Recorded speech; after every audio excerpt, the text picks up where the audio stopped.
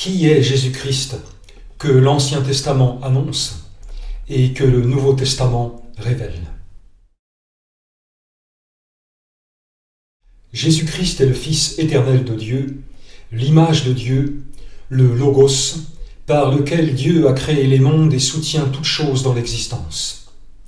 Il n'est donc pas une créature, mais le Fils éternel, subsistant de toute éternité dans la forme de Dieu avec le Père. Jésus-Christ est la deuxième personne de la divinité, incarnée, c'est-à-dire venu en chair dans un homme né dans l'espace et le temps, assumant en lui notre humanité commune.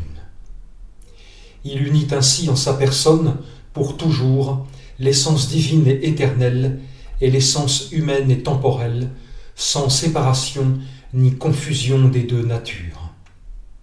C'est pourquoi Jésus-Christ est pleinement Dieu et pleinement homme. Jésus-Christ est le Fils de l'homme, le dernier Adam, conçu miraculeusement et né d'une vierge, afin de rompre l'héritage du péché, tout en étant un homme de même nature que les autres. Il est appelé à hériter de toutes choses, à régner sur la création à la fin des temps et à juger le monde.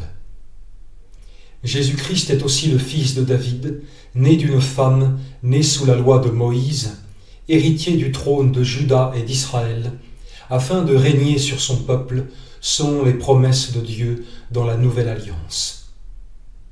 Il est le fils de Joseph et de Marie, né en Judée à Bethléem, selon les prophéties de l'Ancien Testament. Il est le Messie, c'est-à-dire loin de Dieu, celui qui a reçu l'onction divine. Le mot Christ est la traduction grecque du mot Messie.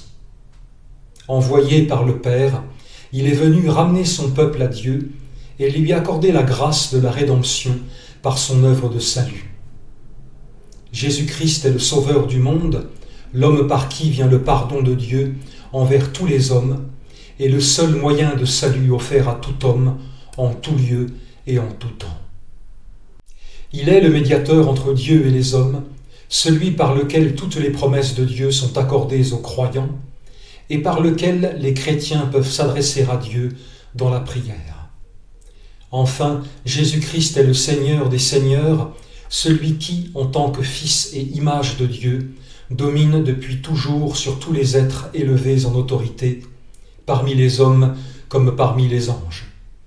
Il est aussi le roi des rois, qui jugera le monde entier et régnera sur lui lors de son retour, avec tous ceux qu'il aura assemblés dans son Église, formée de tous les élus, de tous les lieux et de tous les temps.